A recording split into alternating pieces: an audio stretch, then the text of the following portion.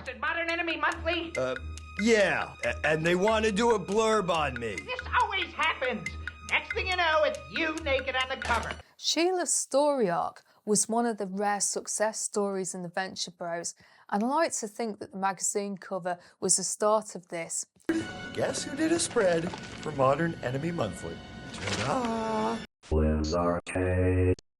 Hi, this is FlynnsArcade, and this is my deep dive into the Venture Bros episode Return to Malice, written by Doc Hammer and first broadcast in November 2009 with reference to this art book. Let's go. Henchman 21 is on a mission to take revenge on whoever is responsible for the death of 24. Training is complete. The timing is right.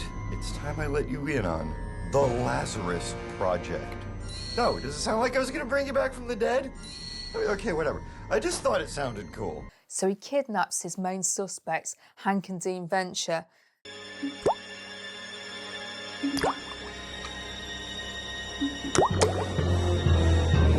Figuring that the Monarch must be responsible, Sgt Hatred and Dr Venture travel to the Monarch's home in Malice.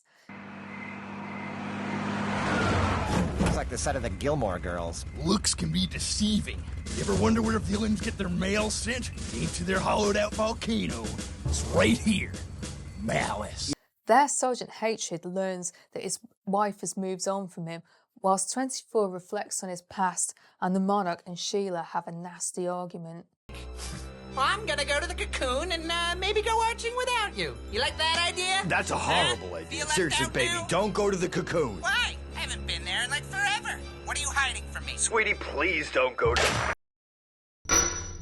Character development. 21 has a huge piece of character development. He's become really good at his job as a henchman, and the others are intimidated by him. What was that? That was 21! The 21! What? It's not even his number anymore. I mean, the guy is like Henchman 1 or something, but he won't change his number. Why didn't you tell me that was 2 Tom 21? Oh, the guy's like a living legend. But Sheila is very concerned because he's been spotted talking to 24's skull. 21 loses his only friend What? and... Oh, 24! Really? Seriously? They were inseparable. He's trying to avenge 24, and he has a list of potential suspects. I have a list of your possible murderers. We shall apprehend, interrogate, and if need be, execute each suspect. Well, I am totally being serious. An eye for an eye begins tonight. With Hank and Dean right at the top. It's not a very comprehensive list, especially because it includes happenstance. But even if it isn't particularly clear to him as to what might have happened, he is a man on a mission. However, he finally makes peace with his vendetta. Oh my God, I did it. It was me. I killed 24. When he realises just how far he has come. Sheila is obviously quite taken with the Muppets. She has a picture of them on her bedroom cabinet, and she's been feeding them table scraps under the dinner table. What are you doing? They didn't have dinner yet. If you feed them table scraps, they'll just keep doing it. Get out. Now, go! All right, Sam, relax. But her husband doesn't share her feelings. After their argument, the Monarch finally gets to tell the Muppets exactly what he thinks about them. I'm only gonna say this once. I don't like you two.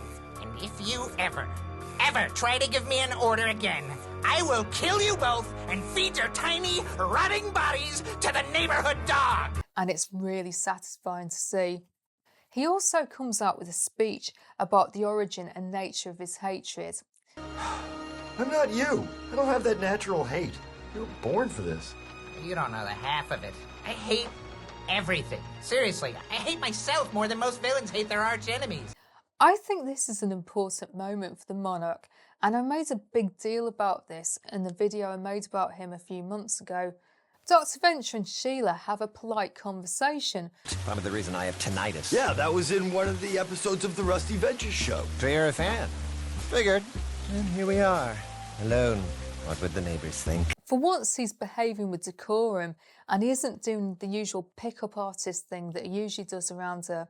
Doc says in the art book that the two have a lot in common because Sheila has been involved in the supervillain lifestyle since her late teens or early 20s, and Dr. Venture grew up in the lifestyle.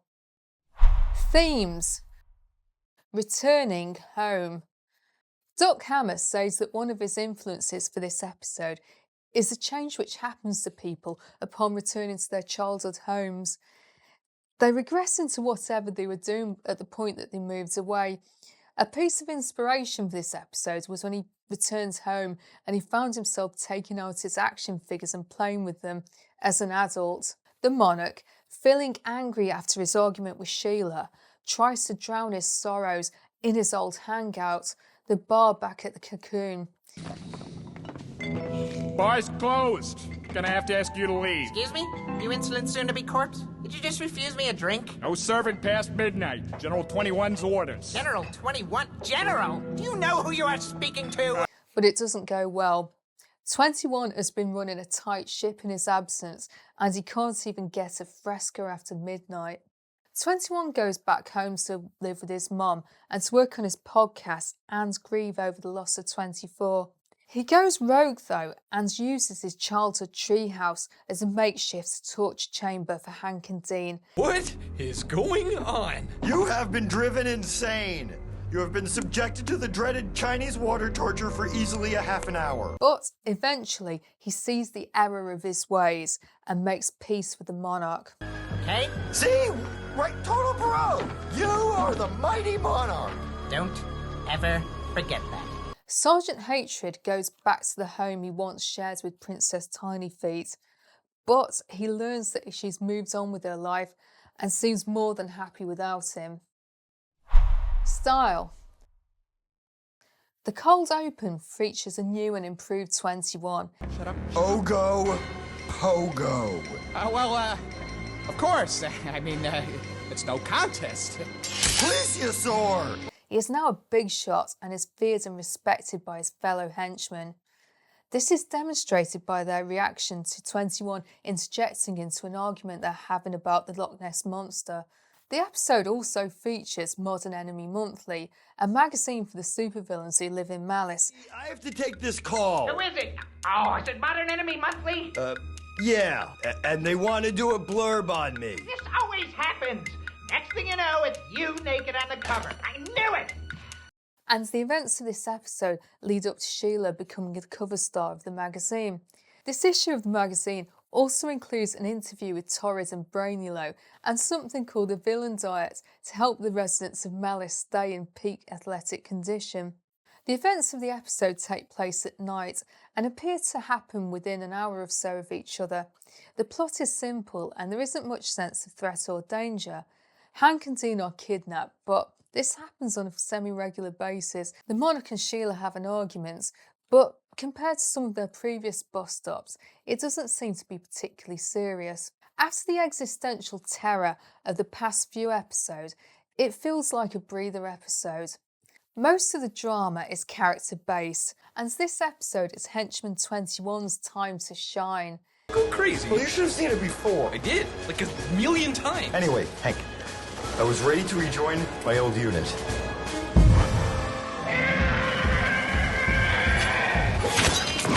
And under my tutelage, that unit became the most feared henchman ever to don the wings. I vowed never again will we lose a man to my cowardice. He gets his own growth montage, and he goes from lifting small children to fighting a T-Rex in holodeck. During the episode, we get snapshots into the lives of the characters as they attempt to deal with their various challenges. The Monarch and Sheila have an argument. Hi. Hi. I didn't get cut off. I hung up on you. No, I know. Why didn't you call me back? Thought you just hang up. Doc Hammer mentioned this scene in his recent interview with the Guild of Calamitous podcast. It's a particular favourite of his because it's such a realistic depiction of an argument, especially when he phones her back just so he can hang up on her. Doc says that this is based on a real-life event when you're really angry with somebody that you care about, and so you're desperate to speak to them because you love them, but then you act like a total dick when you actually do speak to them. We don't get to see whatever Princess Tiny Feet and her gentleman callers are getting up to in her bedroom. Who's that other guy? I can't tell. Everyone looks the same in a leather mask. Okay, I recognize the one with the ball gag. That's Private Schwa. I can't look! Tell me what's going on. Okay, the big guy with the saddle on his back is just driving his... Lie to me! Damn you, lie to me! But instead we get to hear Dr. Venture's graphic description of it all for Sgt Hatred. If you're enjoying this video, please can you give the video a like and subscribe to the channel if you haven't already. And now on with the video. Cultural references. Ken Plume. This is really meta, but Doc Hammer says that he based a lot of 21's life outside of Henchman on Ken Plume. Ken Plume is the author of the Venture Bros art book. Ken has a long list of achievements, but like Gary, he's a podcaster who also sells comic books. The Time Machine by H.G. Wells. Future, the lazy Eloy will be living above ground, but underground there will be cave monsters that use the above ground people for food. Dean, they eat them. Well, now I know what happened to my copy of the Time Machine. See? I didn't take it. I expect an apology. Sgt Hatred discusses the Time Machine, a story set in the future where humans have split into two distinct social groups, the peaceful Eli, who lives above ground, and the violent Morlocks, who lives a subterranean existence. John Merrick, the Elephant Man. Take some antihistamines. I don't have a little tickle in my chest. I look like John Merrick. I need like a cortisone injection or something. John Merrick was a real person who lived in Victorian London. He had Proteus syndrome, and the monarch resembled him because of his allergic reaction. David Lynch made a biopic about him in 1980, and it starred John Hurt. The Chronicles of Narnia by C.S. Lewis. No, I want you to go home. Okay, where are we? The magical land of Narnia. The monarch references Narnia, a fictitious kingdom which was documented in several books by C.S. Lewis. It's really good, so please check those out if you haven't already. Rosario Dawson. Oh, hey, you want to hang out? I mean, we can play cards. Or watch Josie and the Pussycats. Slow-mo with the Rosario Dawson scenes. Rosario Dawson is an American actor, and I mostly know her from her work in the Kevin Smith films, Clerks 2 and Clerks 3, which are particular favourites of mine, and since 21 has been likened to Kevin Smith, it makes sense that he would be a big fan of hers. Depeche Mode. This is a gated community. Yeah, I am a pretty little flower. Like a prom date, maybe? This is a gated community. Enjoy the silence. Are you for supper? Gated. Enjoy the Silence is a song by the British electronic band Depeche Mode. They've been referenced in the Venture Bros before, but this is the first time I've mentioned them in a video. I was listening to Enjoy the Silence earlier this week, and it is a brilliant song. Jokes. When 21 kidnaps Dean, he's dismayed to see that he has a boner. Hey, dude, sleep heavy enough? Oh, gross. The kid's packing wood. And Sgt Hatred just can't help oversharing when he's talking to Doc. Emergency! Our home has been violated! What time is it? Go time! I was downstairs sitting in front of the computer masturbating, and then zip! This is sticking out of my neck. My clothes are gone and the boys are missing. 21 uses buckets that are usually used to mop the bathroom with to torture Hank and Dean. Real torture is that farty smell. Did you put something in the water? Well, the water's clean, but those are totally the buckets we use to mop up the level 4 bathroom. And when Dean says that he doesn't want to sound like a know-it-all. I don't want to sound like a know-it-all, but... It's a little too late for that, Dino. Oh, smack! I was just gonna say that! And 21 and Hank make fun of him for it. Rating. 7 out of 10. This isn't a favourite episode of mine, but I think it's an important one for the members of Team Monarch. I've made videos about Sheila, the Monarch and Gary's character arcs, and all three of them feature the events from this episode.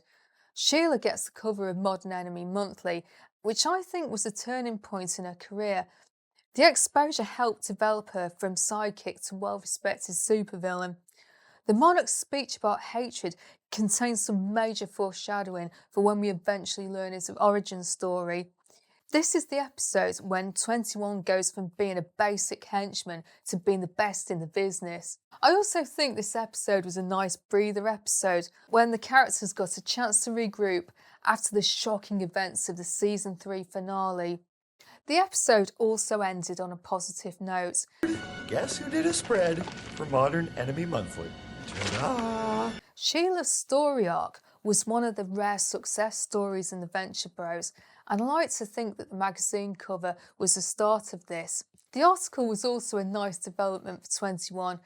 As Doc Hammer says, the article was probably fairly suggestive, and since 21 had a big crush on her, he would have been more than happy to read the shit out of that magazine. Let me know in the comments what you think. Were you surprised to see 21's growth from a basic henchman to 2-ton 21? Have you ever had an argument with someone and then phoned them back just so you can hang up on them? Have you ever drunk a Fresca? If you're new to this channel, please check out my playlist. I've made a load of Venture Bros related videos which you might enjoy. Welcome back to all my subscribers, you guys are awesome, and hello to any newcomers.